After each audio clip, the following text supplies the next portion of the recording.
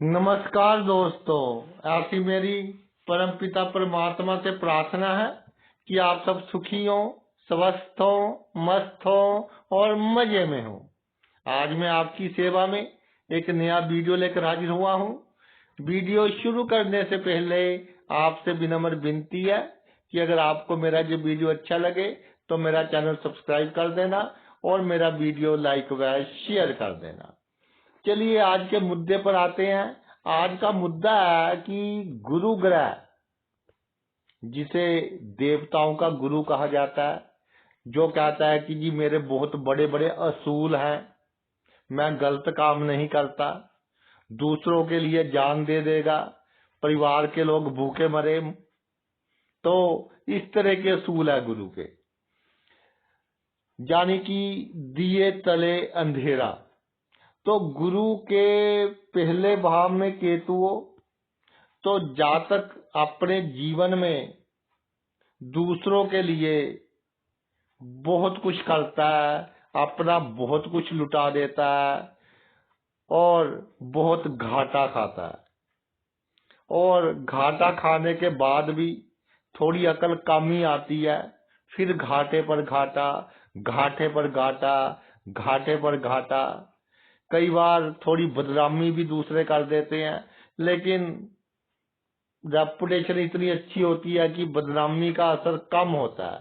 लेकिन गुरु के पहले भाव में केतु जीवन के हर क्षेत्र में जातक भाई दूसरों की मदद करता है। कोई पैसे मांगने आ जाए, कोई उसकी पोवर से काम करवाने आ जाए, कोई उसकी पर्सनल उसमें गुण है वो काम करवाने आ जाए, यानी कोई भी काम करवाने आ जाए तो जातक उसका काम प्रायोरिटी बेस पर करेगा, अपना काम छोड़कर उसका काम करेगा। तो जब भगवान ने देखा कि ये जो गुरु केतु की युति हो रही है तो बंदा तो बहुत फंस रहा है, तो एक वरदान भी दे दिया। क्या वरदान दिया कि जिनकी गुरु केतु की युति हो, जो इनके साथ दुश्मनी करेगा उसका सर्वनाश हो जाएगा। जिनकी गुरु केतु की दुश्मनी हो, जो इनके साथ दुश्मनी करेगा वो तभी करेगा जब उसका बुरा वक्त शुरू हो जाएगा। और एक और वरदान दे दिया कि गुरु केतु की युति हो, आपकी गति अच्छी होगी, आपको मोक्ष भी प्राप्त हो सकता है। आपके पिछले जन्म के जो बुरे कर्म हैं वो काफी हद तक कट जाएंगे, क्योंकि लोगों का कर्ज तो वापस कर दिया, किसी ने पैसा मांगा उसको पैसा दे दिया, किसी ने जातक की शक्ति के कारण कोई काम करवाना चाहा उसका काम कर दिया। जिस तरह से मदद हो सकती थी उस तरह से जातक ने उसकी मदद कर दी। तो मोक्ष की प्राप्ति हो सकती है, अच्छी गति हो सकती है और बड़ी बदनामी से जातक बच जाता है, क्योंकि पिछले जन्म के बहुत अच्छे कर्म है, वो तो थोड़े मारे कर्म है, उसका हिसाब किताब अब ईश्वर कहता है कि इकट्ठा ही दे दो ताकि मोक्ष की प्राप्ति हो सके। गुरु भी मोक्ष का ग्रह है, केतु भी मोक्ष का ग्रह है। दोनों इकट्ठे तभी होते हैं कि जब कोई ना कोई संभावना बनती है कि इस मृत्यु लोक को अलविदा कह दे सदा के लिए। और अगर भाई आपका गुरु का केतु पंचम भाव में स्थित हो, गुरु से पांचवें भाव में केतु विराजमान हो, तो जो ये पांचवा भाव है ये पिछले जन्म के कर्मों का भाव है। तो सीधा सीधा ये संकेत देता है कि पिछले जन्मों के जो आपके कर्जे हैं बहुत रह रहे हैं। कोई संतान के रूप में आएगा, कोई मित्र के रूप में आएगा, कोई भाई के रूप में आएगा, कोई पड़ोसी के रूप में आएगा, कोई राह चलता बंदा आपका नुकसान कर जाएगा, यानी आपको देना ही दे रहा है। किसी के साथ प्रेम संबंध हो जाएंगे ऑपोजिट सेक्स का कोई बंदा आपके जीवन में आएगा, आपको बहुत अच्छा लगने लगेगा, क्योंकि कर्जा देना है, अच्छा तो अपने आप लगेगा। तो इन कर्जों के कारण एक बात और देखी है कि गुरु से केतु पंचम भाव में हो। एक मैंने घटना पहले भी शायद बताई थी कि एक नौजवान 24-25 साल की उम्र थी, तो वो चल रहा था, अचानक ही उसका पर्स गिर गया। तो जब पर्स गिरा तो पीछे एक लड़की आ रही थी, उसने कहा कि सर जी आपका पर्स गिर गया। तो बहुत डॉक्यूमेंट होते हैं, तो उसने को लगा कि लड़की बहुत अच्छी है, तो पर्स उसने ले लिया और प्रकृति का जो नियम है, जो होनी होती है, जो करवाना होता है, वो होकर रहती है।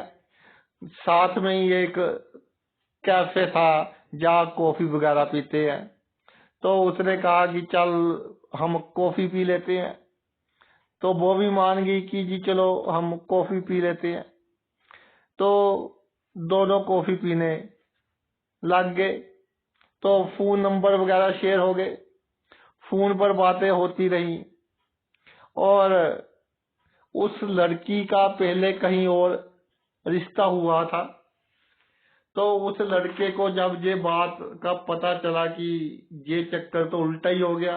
लड़की बहुत गुणवान थी, लड़की में कोई प्रॉब्लम नहीं थी, लड़की गुणवान थी, और उसने बताया भी था कि भाई मेरा रिश्ता हो रखा है, लेकिन अब उनकी प्लानिंग थी कि किसी तरह माँ बाप को मना लिया जाए कि रिश्ता टूट जाए।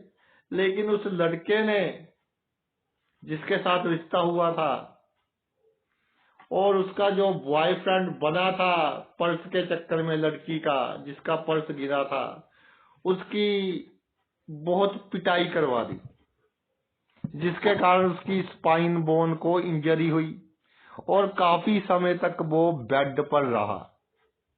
यानी कि पिछले जन्म के जो ये प्रारब्ध है, देखिए कैसे कैसे किन किन लोगों से ये मेल करवाता है।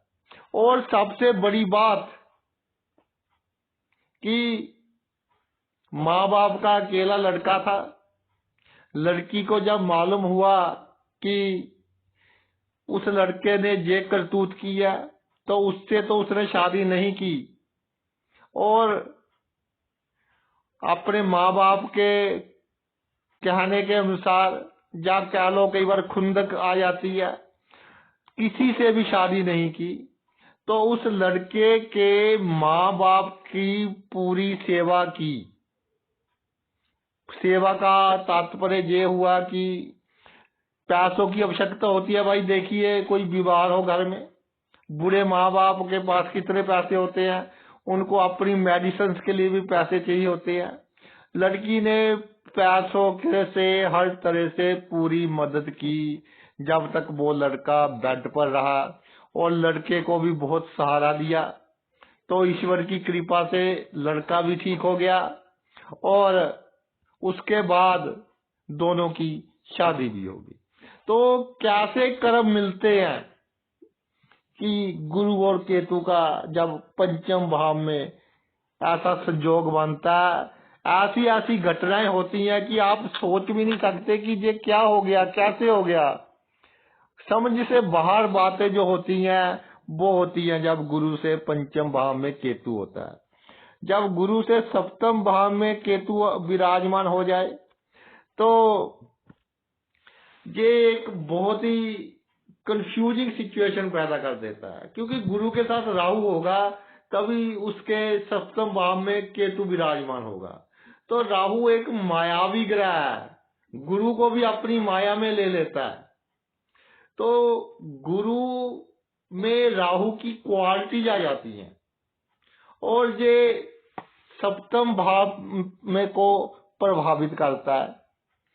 तो जो बंदों के साथ जातक का लेन देन है, या पार्टनरशिप में काम है, या जिसके साथ शादी हुई है, उनका भाई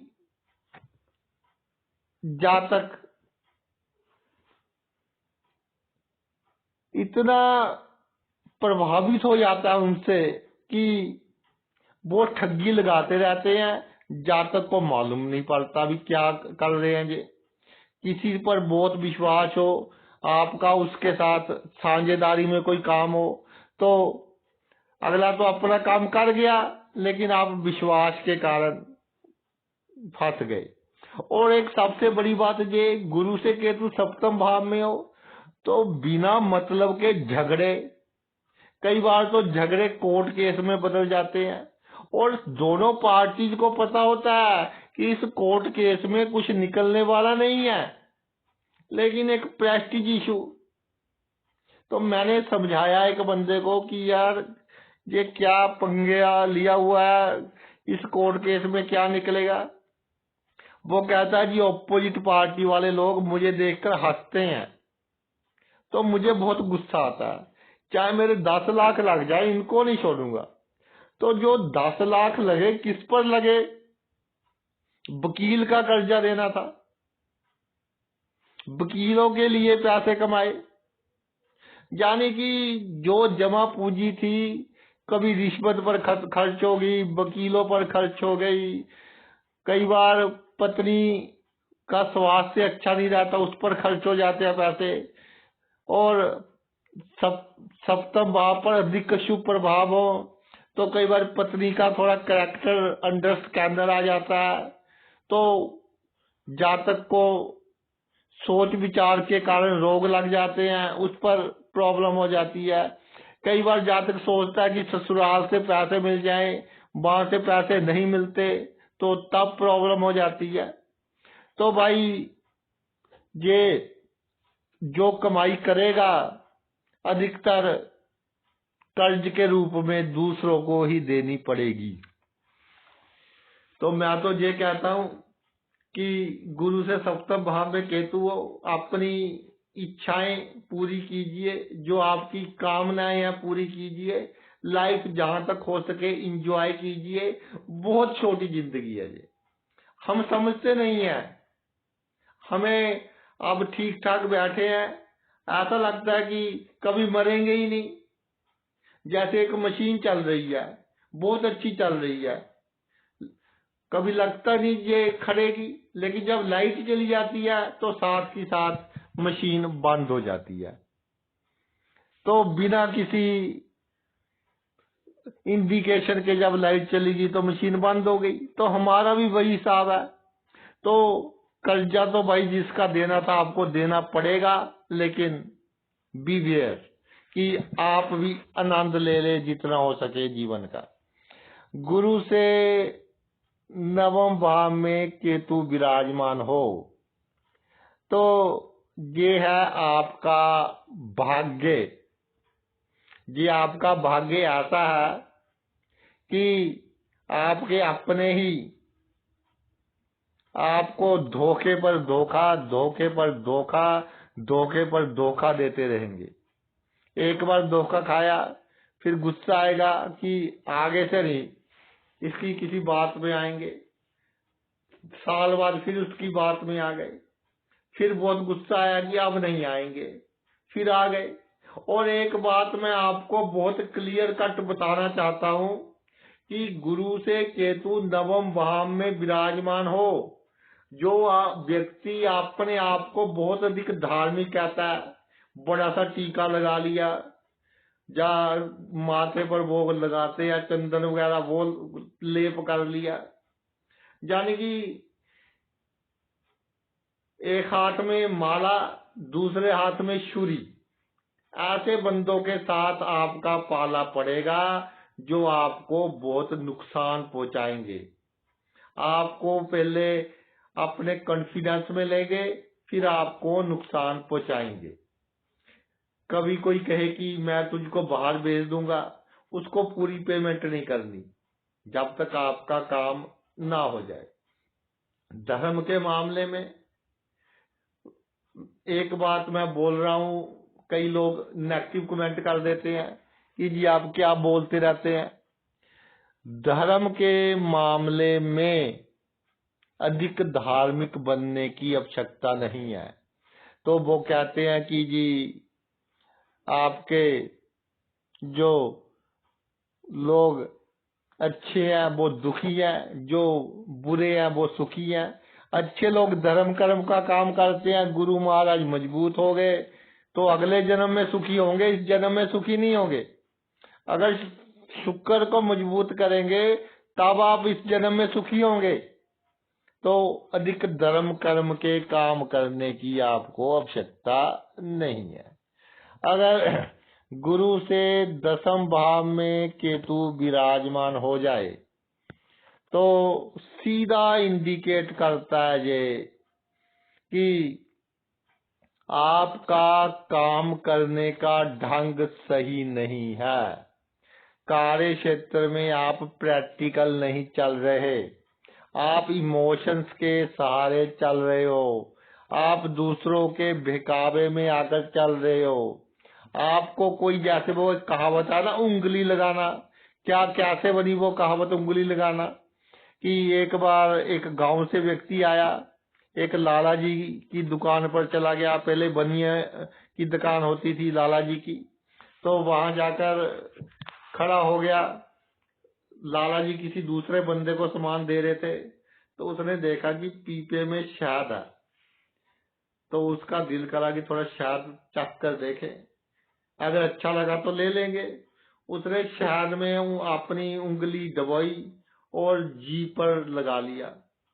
तो जब जीभ पर लगा लिया, कहता लाला जी शहद बहुत अच्छा है, आपका लेकर जाऊंगा।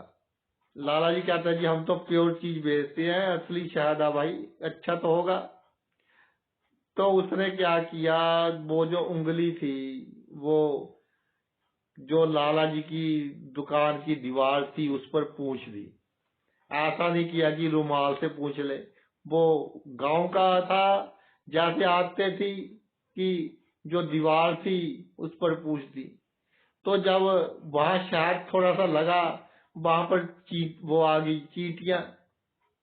तो चींटियों को खाने वहां पर छिपकली आ गई। छिपकली को खाने जो बड़ी छिपकली होती है, कोड़ किरला, वो आ गया। और कोड़ किरले को खाने पीछे से चूहा आ गया, और चूहे को खाने बिल्ली आ गई। और जब ये सारा सिलसिला चल रहा था, एक बंदे के पास बहुत भयंकर सा डॉग था, तो वो सामान लेने आ गया। तो उसने जब बिल्ली को देखा तो उसके मुंह में पानी आ गया। तो वो अपना पटा छुड़ाकर, रस्सी छुड़ाकर बिल्ली के पीछे भागा। बिल्ली चूहे के पीछे भाग रही है, चूहा कोड़ किरली के पीछे भाग रहा है, कोड़ किरली छिपकली के पीछे भाग रही है, छिपकली चींटियों के पीछे भाग रही है। तो लाला जी ने देखा कि मेरी दुकान का ये क्या हाल कर रहे हैं। लाला जी ने आधा किलो का वो बट्टा होता है जो, वो उठाया और कुत्ते को मारने की कोशिश की। तो कुत्ते को तो लगा नहीं, उसके मालिक का जो माथा था उस पर लग गया, तो उसमें खून आने लगा। तो जिस बंदे ने उंगली साफ की थी वो बोलता है कि लाला जी लगता है थोड़ा आपको टाइम अधिक लगेगा, मैं थोड़ा जल्दी में हूँ, कल आकर सामान ले जाऊंगा। यानी कि उंगली लगा दी और फिर वहां से 9 2 11 हो गया। तो गुरु से केतु दसम भाव में हो, आपके जीवन में ऐसा ही होगा। किसी के बहकावे में नहीं आना, कार्य क्षेत्र में पहले अपना काम करना है, फिर दूसरे का काम करना है। ये नहीं सोचना कि कहीं ये मेरा ये ना बिगाड़ दे, कहीं मेरा वो ना बिगाड़ दे। ऐसा आपका भाई कुछ बिगड़ने वाला नहीं है। तो बी वेरी केयरफुल। अगर गुरु से 1 5 7 9 10 इन भावों में केतु हो, तो आप अपना जीवन लोगों का कर्जा उतारने के लिए जीते हैं। पिछले जन्म का बहुत बड़ा कर्जा। एक बात अच्छी है कि कर्जा जितना उतर जाए अच्छा है, अगला जन्म आपका अच्छा होगा। तो भाई आपने अपना इतना कीमती समय निकाल कर ये वीडियो देखा, मैं तहे दिल से आपका आभारी हूँ। थैंक्स।